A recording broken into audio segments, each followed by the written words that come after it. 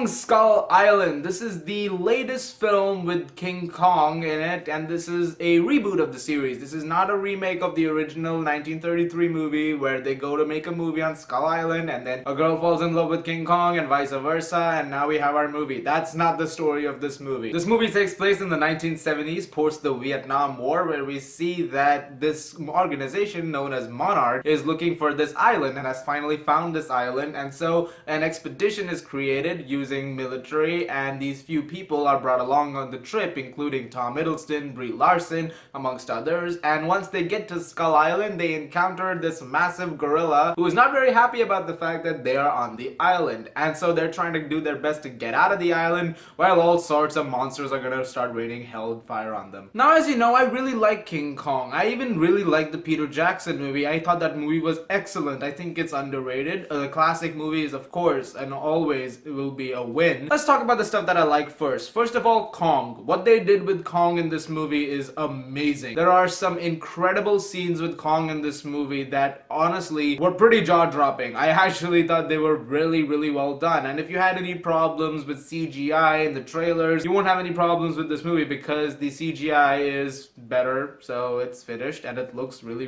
great. The action sequences are really good. They are very well done. The third act, when everything starts to go down, is also really well executed at parts. There are some very well done scenes in this movie where Kong will break some stuff and he'll smash some things, and there'll be other monsters too who are going around, and it's actually very well executed. The cinematography is also really good. It is a very well shot film. There's a very good stylish choice which they've made for this movie. It looks amazing, and it is a good looking movie. Nothing about it for me looked really ugly. It was a well shot film. Movie also had a really good soundtrack. It's a soundtrack that for me I think would go better with the movie rather than on its own, but on its own it also sounds really good. There's a lot of 70s guitar stuff which is put in there just to keep up with the vibe of the time, which I think is really nice. So based on all those things, the movie is a fun time and you will have a great time watching this movie. Unfortunately, this movie really suffers from every other thing across the board. The acting in this movie is fine, but unfortunately the direction, the writing, the editing, as well as the tone of this movie,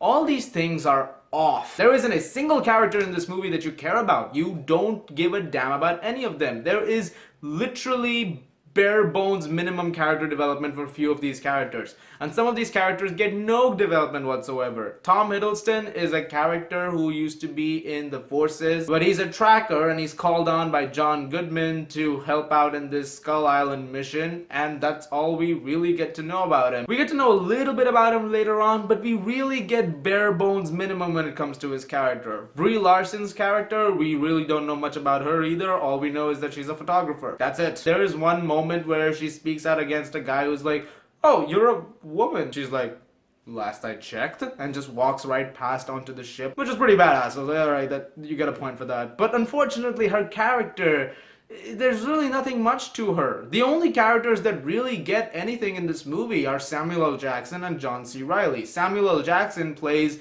this general who is always known war, and for him the thrill of war is what gets him. And so whenever he gets a call for getting another mission, he's very excited and he can't wait to be a part of the thrill again, which is interesting. That I liked about this movie, that you do get some stuff with him. And John C. Reilly has been on Skull Island for like 28 years, and he has the pretty interesting backstory also. So I like what they did with his character too. It was interesting, and the way the character arc comes around was pretty fun. Unfortunately, that's about it. You don't really get much with them. So unfortunately, whenever stuff is happening and characters may be getting killed off here and there, you care for none of them. And that really hits the movie badly, because I could go into this movie expecting a simple creature feature, but whenever I'm watching a creature feature, I also want somebody to get behind. In this movie, if every character just died, I wouldn't have cared. Like, it could have just had everybody die at the end of this movie and no one would have been the lesser. It was just that kind of a situation. Also, the direction in this movie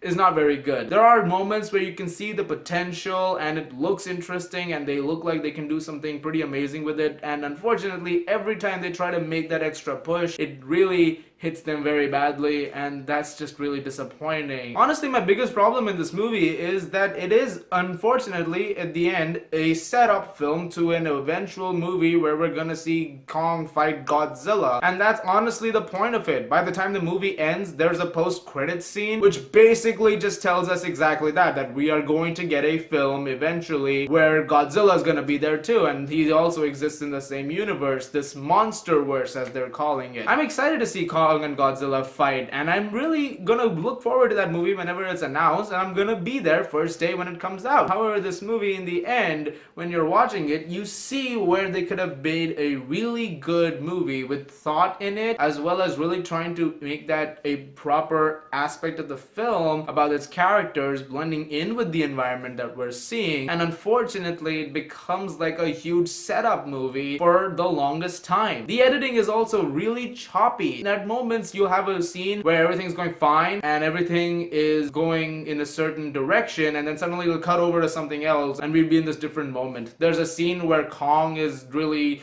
laying waste to this helicopter, and there's a guy who's going into his mouth, and then it just randomly cuts over to a guy eating a sandwich, and it was really jarring to see some of those edits in this film. I'm not saying that it was not humorous in a way, but it didn't work, which leads me to my other problem, the tone of this movie. This has a very inconsistent tone. It doesn't work. Also, John C. Reilly's character, while I like him in this movie, there are a couple of moments where he will have a scene which was preceded by a really horrifying scene, and there'll be some funny lines he's cracking here and there, and it's like, what? Guys, in the end, Kong Skull Island, it does what it needs to do to be an entertaining movie to watch. If you want to watch this movie, go ahead. I'm not saying it's a bad movie in any regards. Unfortunately, as a film, it lacks in a lot of things, and there it's a bit of a letdown. I still enjoyed this movie enough though, and I still recommend it if you want to have a great time watching monsters fight monsters every now and then in a few scenes. I'm gonna give Kong Skull Island a 7 out of 10.